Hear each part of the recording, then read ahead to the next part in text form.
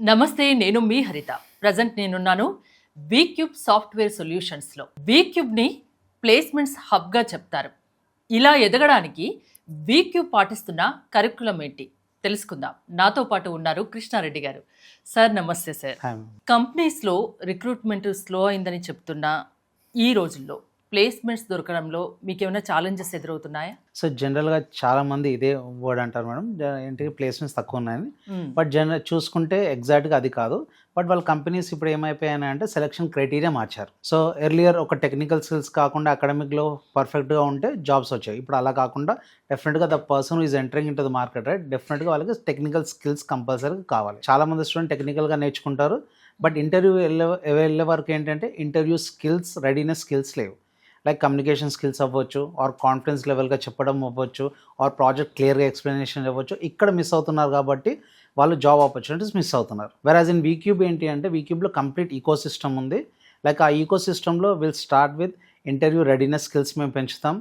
Like communication skills, technical skills, real time projects మీద work చేపిస్తాం, resume building, LinkedIn, ఇవన్నీ eco system చేస్తాం కాబట్టి ఒక స్టూడెంట్ సక్సెస్కి తోడు అవుతుంది. ఓకే, వీక్యూబ్ ప్లేస్మెంట్స్ కల్పించడంలో బెస్ట్ అండ్ బెటర్ అంటే చాలా సక్సెస్ రేట్ ఉంది.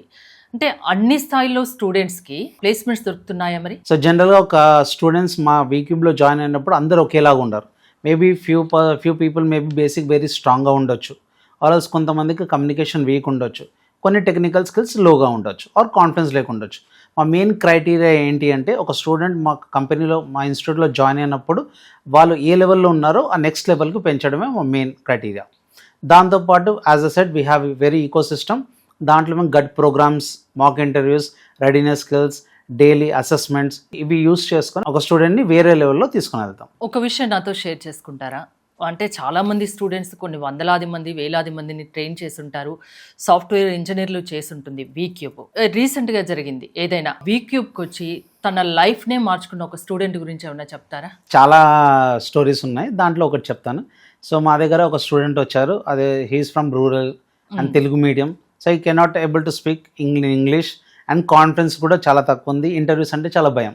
సో ఆ లెవెల్ ఆఫ్ స్టూడెంట్ని స్లోలీగా ఇంటర్వ్యూస్ అటెండ్ చేయించేసి mock interviews or confidence build చేయడానికి personality development classes, physical psychological mentoring కూడా అవన్నీ చేసేసి after that so technical training కూడా అయిపోయాక ఒక 1, 2, 3 ఇంటర్వ్యూస్ అయిపోయాక 4th, 5th ఇంటర్వ్యూలో he can able to get the job. So అలా చాలా స్టోరీస్ ఉన్నాయి. So when he get a jobs వాళ్ళకంటే బెటర్ ఏంటంటే వాళ్ళ పేరెంట్స్కి చాలా హ్యాపీనెస్ వచ్చింది.